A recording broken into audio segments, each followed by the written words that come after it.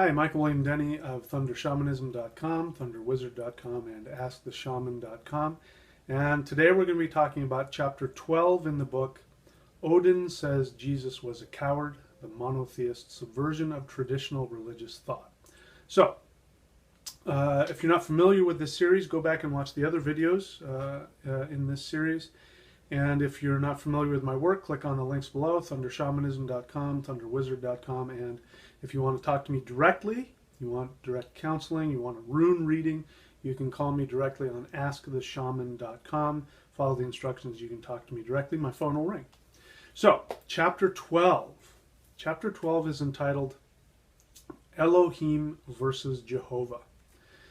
And this is an important understanding because, again, we're looking at the origins of monotheism and where monotheism came from. We already talked about that, about the historical surroundings behind the founding of the first monotheist religion as we know it, which was 597 BC, when the Jewish elite and the priestly class returned from being held captive in Babylon for 70 years, and they brought with them this new text, which we know of as the Old Testament, or the Torah. And it had within it the myth of the Israelites being held captive in Egypt and then coming back and conquering the land of Canaan. We talked about how actually the Israelites are nobody other than the Canaanites themselves. They are directly descended from the Canaanites. The Hebrew language is in fact the Canaanite language.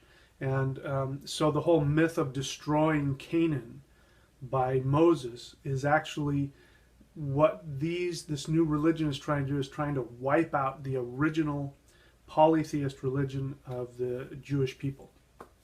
So now we're going to look at the Elohim versus Jehovah. And very quickly, that's interesting because Jehovah is supposed to be the one true God. Jehovah says, "Thou shalt have no other gods before me." And so the whole idea behind monotheism is that there is just one God, and that worshiping multiple gods or any god other than Jehovah is blasphemy. And so that's one of the main tenets of the religion. In fact, without that, you can't be a monotheist, you can't be a Jew, you can't be a Christian, you can't be a Muslim. You can't be any of those things unless you have that belief. But what's interesting is that within the Jewish sacred text, monotheist sacred text, is this idea of Elohim. And Elohim is an older word. It's an older Canaanite word that means the gods. And in the Canaanite religion, there was this council of the Elohim, the gods. And so clearly, whoever was writing the Jewish Old Testament was drawing from this earlier polytheist Canaanite religion from which they are descended, and still keeping that part of it in there. And I think probably because this was such a fundamental aspect to the Jewish people's religion that they knew if they brought this back and didn't, have at least the word Elohim in there, that it would be difficult for these, to convert these people to this new monotheist religion. They had to have something to anchor them in the old beliefs that they could then climb up into this new illogical understanding of the one God.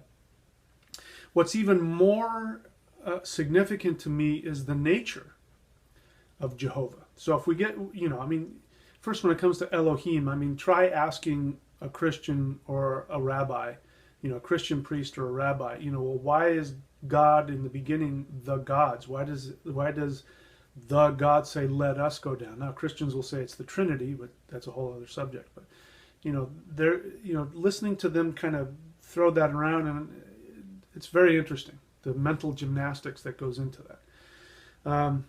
But in terms of Jehovah himself, Jehovah's very interesting because he, as a polytheist, if I were to classify who Jehovah was, I would say Jehovah was the god of ego.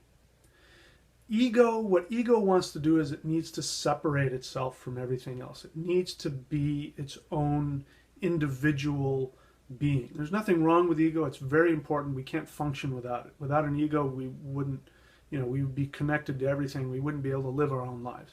So ego is very important.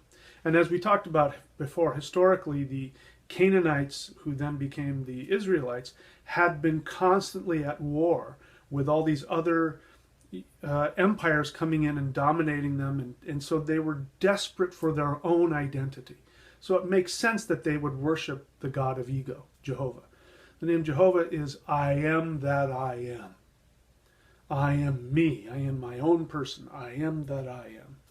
And when Moses runs into Jehovah, Jehovah appears to him in the burning bush, Jehovah says things like, gives him the 10 Commandments, and then says things like, if you love me, you follow my commandments. Okay, that sounds pretty good.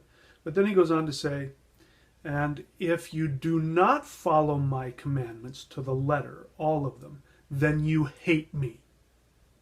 Those are the only two choices you have. You either love him or you hate him. And you can't be in the middle where you're like, well, I really like him and I like the majority of what you say. You can't do that. Because if you don't like even one thing, then you hate him. What does that sound like to you? That sounds like an angry, petulant child who wants everything right now, and if you don't give him everything, he hates you. So Jehovah goes on to say that if you don't worship him exactly the way he wants, if you don't, in other words, if you hate him, if you love him, he'll do all of these wonderful things and he'll bless you in all these wonderful ways. But if you hate him, he is going to curse you, he's going to curse your children, he's going to give you, and he goes into details about the boils on your skin and, cursing 7 generations. I mean, it is horrible what he does if you don't do exactly what he wants. Now, if we were to take somebody like that, and if we were to put them in human form, and they were to talk that way to whoever, their family, their children, we'd lock them up as a psychopath, as a narcissistic psychopath. But because it's Jehovah, he can get away with it. This is the weird thing. And now that isn't to say that other gods in polytheism don't do strange things, but the thing about polytheism again is it's a mythological religion. You're not supposed to take it literally. Jehovah, you have to take him literally. If you don't take him literally, you're in big trouble. So anyway, that's the bottom line of that, the 12th chapter. So if you're interested, you can go ahead and buy the book below. There's a link down there below. You can buy Odin Says Jesus Was a Coward, the monotheist subversion of traditional religious thought. If you're interested in my work, you can click on the links, thundershamanism.com, thunderwizard.com. You can see all my other books and DVDs. If you want to talk to me directly, if you want personal instruction, if you want personal counseling, if you want to learn about shamanism, or if you want a rune reading from me, you can click on Ask the Shaman, follow the instructions, and my phone will ring. And I'll talk to you right now if you want.